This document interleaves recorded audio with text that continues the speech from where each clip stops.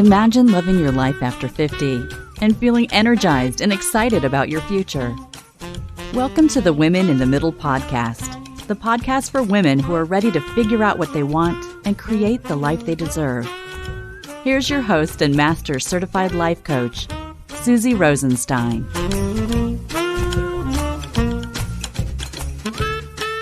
Hey there, welcome back to the podcast, Women in the Middle. I'm your host, Susie Rosenstein, and I'm so glad to be here with you again for this week's episode, which is all about catching yourself thinking thoughts on autopilot. The thing about autopilot thinking is that it is rampant in midlife. You know how you've probably noticed that you're sounding more and more like your mom? Or maybe that you just busy yourself all of the time, so you're not really thinking about what you want to do, only what you have to do? That's a clue. You find yourself saying things that just come right out of your mouth automatically without a lot of thought. Or you find yourself doing the same old thing automatically without much thought either. That's thinking on autopilot. You gotta think it before you say it or do it. Do you follow? Now, I have a sneaky suspicion that you do, especially that idea of sounding like your mom lately. So I'm glad you're here. And if this is the first time tuning in, welcome. I can't believe I just said tuning in because that is like radio language, right? If this is the first time you clicked your app or found me online, I'm so glad you're here. As a woman in the middle, you are totally in the right place. I'm really happy to connect with you this way in a podcast. I actually think that podcast technology is like the coolest technology around, and it happens to be a bit of technology that I'm not freaked out about, unlike the TV remote. Now, the podcast has really helped me realize something that I'm pretty sure you will love knowing too, and that is that we are not alone. Whatever weird midlife stuff is going on with you, you are in the best company and aren't alone, that's for sure. Now, I do hear from my listeners, though, that while the podcast is super helpful to get you thinking and to give you much needed perspective about aging, menopause, empty nest, things like career change, and all things midlife transition, I also hear that sometimes it's not enough. Sometimes you're looking for more help, more guidance, more coaching. So I wanted to make sure you know how to get what you're looking for. This episode is sponsored by something new that's going to be launching soon, and I wanted to tell you all about it. It's called the Finally First Midlife Membership. Finally First is a life-changing, upbeat virtual community for midlife women just like you. Make this your favorite one-stop shop for all of the midlife coaching, mindfulness, and guidance that you need from me, Susie, your master certified life coach and host of this podcast, Women in the Middle. You'll also get to connect with an amazing bunch of like-minded women like you who know what it's like to be in a midlife funk and are ready to bust out and get busy getting excited about their lives again.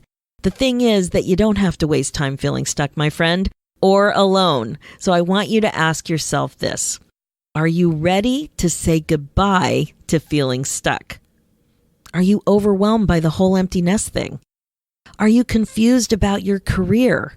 Are you frustrated by your self-care habits or lack thereof, having to do with exercise or losing weight or maybe even yoga practice? Are you feeling overwhelmed by caring for your aging parents?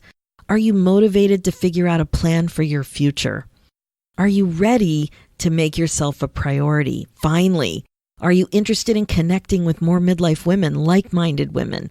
Are you super ready to have a little bit more fun? And are you intent on making sure that you don't have regrets? So if you said yes to any or all of these, this membership is for you. Here's all you need to do right now. It's not much. Just get on the wait list. Sign up for updates and launch information there and stay connected so you'll hear about all the details first. The Finally First Midlife Membership is here to help you put yourself first and get the midlife support you have been looking for. It's where you need to be, and it won't be the same without you. Seriously, your voice and experience is needed. It's valuable, and it will help other amazing women in the middle. You're totally not alone, and being a woman in the middle can be all about what you can do rather than what you can't do. Let's do this together. Just head over to www www.susierosenstein.com/membership and sign up for the waitlist now so you're in the loop and don't miss a thing. Okay, so let's dive into autopilot thinking. So I was curious about the definition, so I Googled it to see what Merriam-Webster dictionary had to say. The literal meaning of autopilot is a device that steers a ship, plane, or spacecraft by itself without a person. However, the expression on autopilot has developed a different meaning. The way we use it means to do without focusing on it, without thinking about what is happening. So what comes up for you with that definition? Probably driving, right? I'm sure you've been in this situation where you're driving and then you arrive at your destination but have no clue or memory how you got there. Like, it's really weird. It's happened to me so many times. Another thing you might have done is actually driven somewhere automatically instead of where you wanted to go, like maybe to an old job or to your old house or even to work on a day off. Now that's happened to me. Has that happened to you? I know I'm not alone. It's like you're just doing it automatically. It happens all the time. Autopilot is doing something without focusing on the details of what it means. The same thing happens with many things that you do regularly and actually master without having to add a lot of additional brain power to the task. I'm sure you can think of all kinds of examples once you get going on this, like brushing your teeth or knitting or even your morning routine, making coffee or maybe cutting the lawn. Okay, I don't cut the lawn anymore. I offloaded that, but I cut the lawn for years, so I totally think about that. So you've mastered these skills and you can pretty much do any of them without a lot of thought. But there's another type of thing that you do on autopilot. It's so much a part of who you are that you probably don't even see it. It's your thinking. So what I'm saying is that it's not just the doing, it's also the thinking. And what this means is that your default thoughts aren't thoughtful. You just think certain thoughts out of habit. That is, you think certain things automatically or on autopilot. This type of thinking typically feels factual, like there's no other way to be. It just is, right? It just is. It's this way. It's the only way I'm ever going to think about it. So, for example, I'll give you like a diet-related thought. Whenever I'm working on losing a few pounds, I start to think this thought. It's not a complex thought either, but it feels automatic. The thought is, it's hard. Losing weight is hard, right? Or a sister thought, food prep is hard. Or this one, closely related, meal planning is hard. It's all hard. Any one of those scenarios, that's my common thought. Now notice I said thought, because it is. Even though it feels real, I didn't question it until I started doing this kind of coaching work, until I knew anything about mindfulness and the effect of this sort of thinking. I just didn't even question it. It's just hard. That's a fact. It's not the way everyone thinks about weight or food prep or food planning, though. I have met lots of people who don't share this view. They don't think about it. Either they used to and they changed their thoughts, or they just never did. What about you? Does it feel like an optional way for you to think? I had been thinking that way for so long. It was just literally hard to imagine that it's not, or that it could be different, to think differently, right? So what thoughts do you notice are automatic for you? Here's the thing. Most people acknowledge that they think on autopilot. Several studies have documented it. Another way I notice myself feeling about it is like I'm skimming through life. Just staying on the surface, busying myself to stay afloat. Now, I had an old boyfriend who accused me of that. He called me out on it in the 80s. And I didn't really appreciate it, but I did feel a little bit guilty, but I just had no clue what it really meant. Now, you might notice that you look for ways to keep yourself constantly busy. For example, like being on your phone constantly, maybe, or being uncomfortable being alone. Another sign you might notice is that you can't remember details of conversations that you have with people. So what I'm getting at is that you might not be present. That is, paying attention, which is another sign that you might be getting used to thinking that something else demands your attention. Something else needs your attention more out of habit. and thinking disengaging on autopilot. Interesting, right? You just automatically go there. You don't even know you're doing it. It just seems like the way it is, but you're disengaged. You're thinking that you should be thinking about something else. So you're not present and you don't remember the details. It could be a sign. So let's dig a bit. Let me show you a way to hunt for these autopilot thoughts. I think it's important to find them because it's totally worth it to live more intentionally and to learn to think on purpose rather than just being in your life in a chaotic blur that is not the way that you want to move forward, or you probably wouldn't be listening to this podcast. So first, go digging in a specific topic area. That's how we're going to start. So here are some ideas: money, debt, weight, exercise, capability. There's a million things that you think about and think on autopilot about, but let's just focus it for a bit and start in one of these categories. So let's play with this. Step 1, pick one area. So let's pick money. Step 2, dig around by asking yourself questions. Ask yourself these 6 questions and then answer them. It's a surefire way to find your thoughts.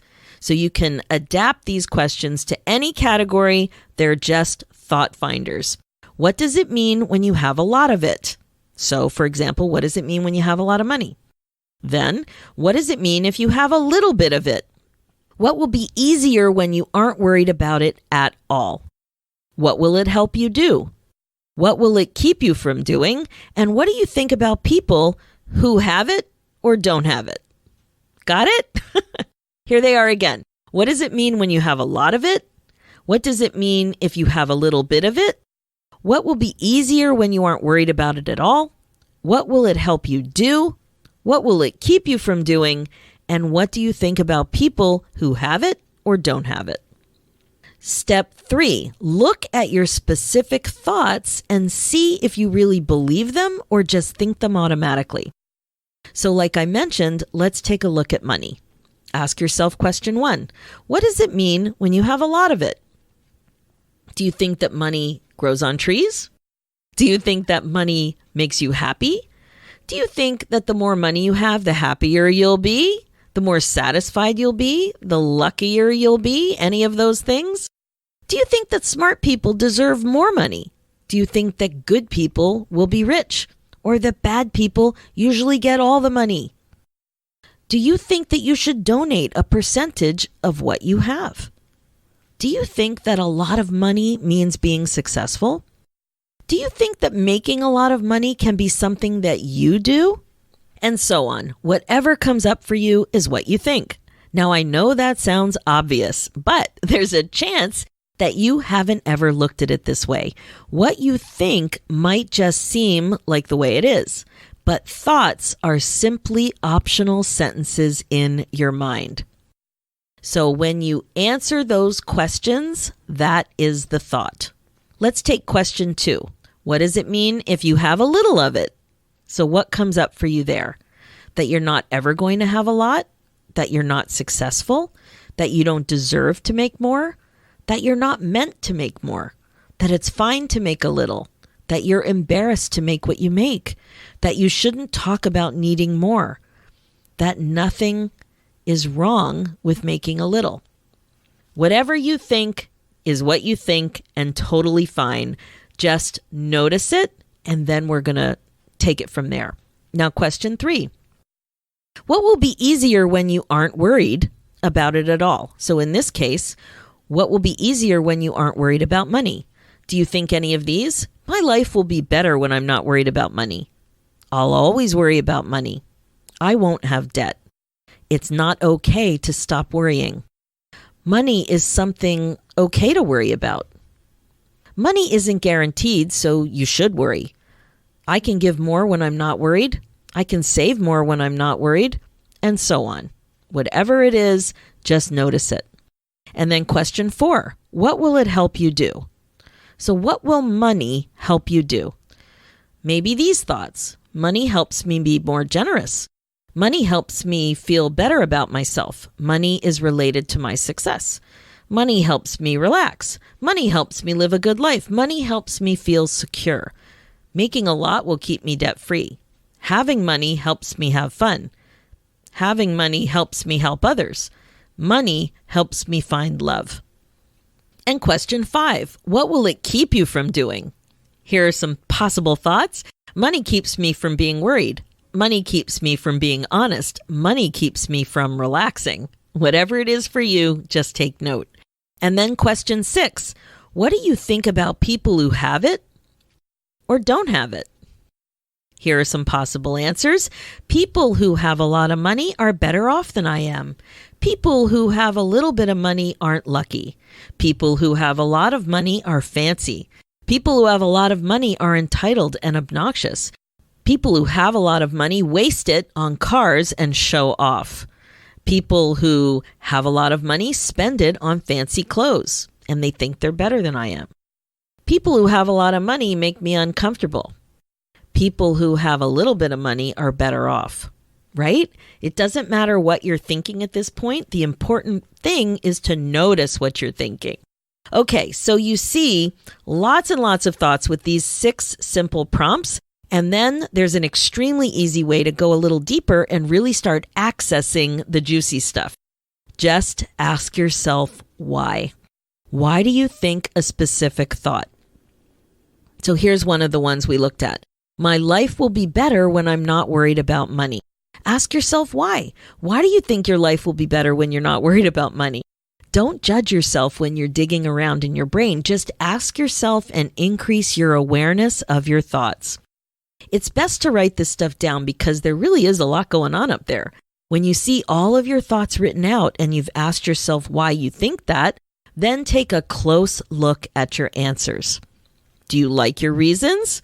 Or do you just sound like someone in your family who thinks the same thing? Has someone taught you how to think this way? Is your thinking out of habit? Are you thinking on autopilot? Or are you thinking on purpose? Do your thoughts really represent what you believe? Look around at all of it. You can try this same simple strategy with another category too. It's really easy and fun. Yes, I think this type of thing is fun. When you are open to learning about what's going on up there. Remember, here are the questions to get you started. What does it mean when you have a lot of it? What does it mean if you have a little bit of it? What will be easier when you aren't worried about it? What will it help you do? And what will it keep you from doing? And what do you think about people who have it or don't? Let's take weight. What does it mean when you weigh a lot more than you want to? What does it mean if you only weigh a little? What will be easier when you aren't worried about your weight at all? What will losing weight help you do? What will being overweight keep you from doing? What do you think about people who are the weight you want to be? And then ask yourself why. Why do you think what you think? Do you like your reasons? Or are you thinking on autopilot? Or do you really believe what you think? When you really see what's going on up there, you will have insight that will change your life. And if you're a regular listener, you may recall one of my most shocking thoughts. I found myself thinking a thought pretty regularly that made no sense at all.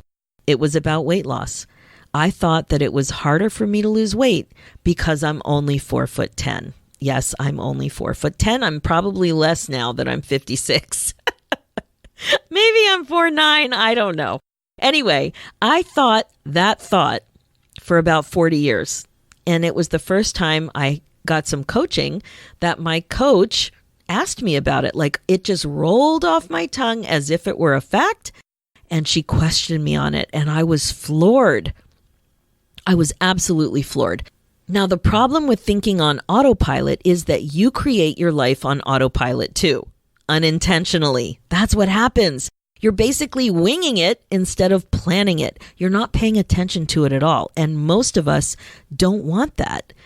We realize we've been doing that. And when we realize it, we also realize that it's not what we want. The thing about thoughts is they're not just sitting there up in your brain doing nothing. They're not just sitting there harmless. They are creating your emotional state. Your thoughts create your feelings, and then how you feel is the reason that you do everything you do or don't do, right? So both the things that you take action on and the things that you don't take action on are coming from the way you feel. And this all creates what end result is for you, which will always prove your thoughts. So if you think that you don't deserve money, your result will be that you won't deserve money. If you think it's hard to lose weight, it will be hard for you to lose weight. If you think that relationships are challenging, your relationships will be challenging. And if you think you're a late person, you will be a late person. You see what I mean? So that's why it's important to spend time supervising your thoughts. Autopilot thinking is interesting. It's real. Scientists are learning more and more about it. But if you want to be more intentional about your life, you need to have a keen awareness of what you're thinking and the impact it has on your life. So when I thought that thought, it's harder for me to lose weight because of my height, it became harder for me to lose weight. So look what happens when I think that thought, it's harder for me to lose weight because of my height. I disengaged. I felt hopeless. And when I felt hopeless, I felt less motivated. So I didn't do things. My action was that I didn't commit. I didn't do the meal planning. I didn't do the things that I would have done if I were motivated, but I was coming at it from this other feeling of hopelessness. I was sad about it. It's kind of like I gave up in advance. And the result was that it was harder for me to lose weight. So you really do have to notice that the autopilot thinking is creating an effect in your life, even if you don't even know what you're thinking. I like to think of slowing everything down so that I have time to grab a flashlight, not a real flashlight, but you know what I mean. Grab a flashlight and shine it on my brain by asking these questions and noticing my answers. That's how you catch those thoughts. Not quite as much fun as catching Pokemon, but you know what I mean. You make an effort to catch your thoughts. Once you see what you think, you can also notice how it makes you feel. Now, if you don't like what you observe, you can decide to make changes to think and feel on purpose. That's a big step in living an intentional life, even if you catch yourself sounding like your mom on occasion. Well, my friend, that's it for this episode. My focus as a midlife coach is to help you get excited about your life again. Being the queen of your brain domain is the best way to be. Check out the show notes with more information and links at SusieRosenstein.com. Download my free ebook, 9 Secrets to Get Unstuck in Your 50s at www.susierosenstein.com/9 secrets. And whenever you're ready, there are 3 great ways that I can help you learn to think on purpose so that you can get excited about your life again this year.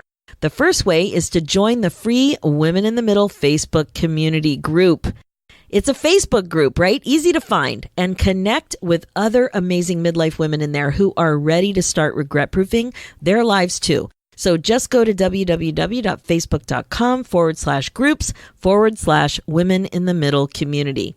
The second way is to work with me directly and get unbelievably effective coaching to take you from being stuck and confused to being crystal clear and excited about your future. So you can grab your Kickstart call with me right away by just going to www.talktosusie.com. And the third way is to get on the wait list for my new midlife membership, Finally First. This is an upbeat virtual community for 50-plus women who want clarity and courage and connection to get excited about their lives again. So sign up at www.susierosenstein.com/membership. Let's do this, ladies. Let's think on purpose. Thanks so much for listening, and I'll talk to you next week.